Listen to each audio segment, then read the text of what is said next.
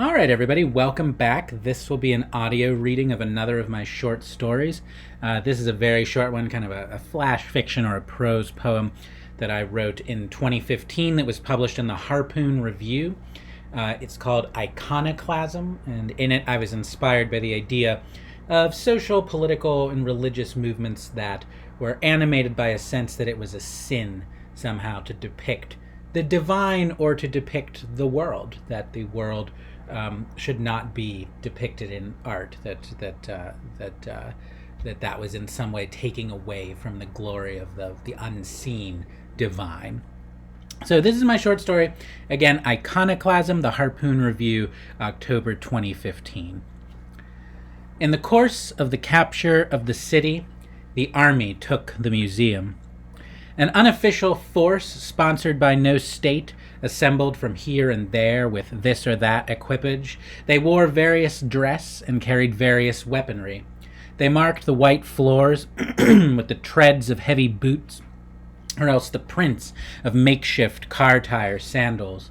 Some spat tobacco in brown streaks across the white walls. What was valuable they stuffed into canvas sacks or plastic grocery bags or pouches they made from their shirt fronts, brooches from ancient Ire, lacquerware of old Japan, the age of reason's tea service. As destructive pleasure is its own value, they sent Ming vases and Aztec terracottas across the tile in scattering shards. It took 5 men, drugged only with excitement, all other intoxicants being forbidden by their zeal, to push over a plastic replica of Notre Dame's facade, 20 feet tall. It decorously veiled its own disintegration in a cloud of gritty powder. The men laughed and coughed in the particulate haze.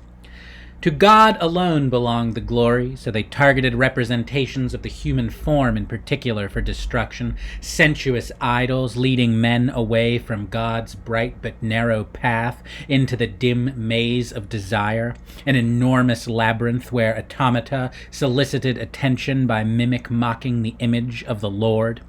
True pleasure was communion with the bodiless ideal that God was. All else substituted the false for the true, the representation for the thing, the flesh for the spirit. With bayonets they stabbed the faces from canvases. Paintings looked out agape on the massacre of the idols, their centers knifed out.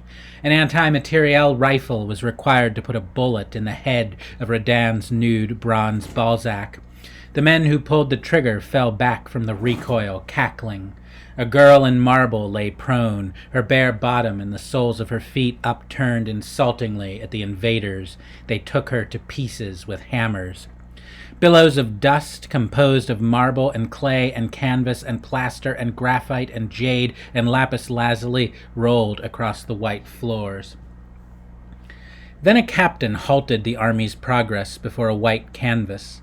Behind his upraised rifle, his men clamored, shouting their judgments. This is the frivolity of the unbeliever.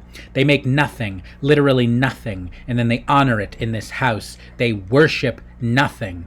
This is their decadence. This is what we come to destroy. They are empty. This is their emptiness. With these frauds, they oppress the people. The captain mused a while into the swirls of white paint, the impasto blank but for the shadows cast by its own frozen ripples. No, he said finally, to make an image of God is to blaspheme, but this man has made no image, reserving creation for the Lord. He indicated the tag to the side of the painting that named the artist and said, "This man is with us. Leave this canvas. Make all the canvases like this. When all the canvases are blank and white as the walls, then we may worship here." The men dispersed to hammer stone women into soot, to claw away the faces of popes and burghers. The captain remained before the painting, his gaze adrift on its empty ocean, his mind at work on the riddle that this rabble behind him had not even recognized as a riddle. Nothing was everything, and therefore nothing held the perfection of God. Ensnared by this paradox, the captain fell still and abandoned the violent motions of war. He stared and stared at the painting until one of his men approached him from behind with a service revolver and smeared his fey brain, idolater of nothing, redly onto the blank canvas. All right, thanks very much. Thanks for listening. I hope you enjoyed that. Please visit johnppistelli.com. Please like, comment, subscribe. Please buy my books, and have a great day.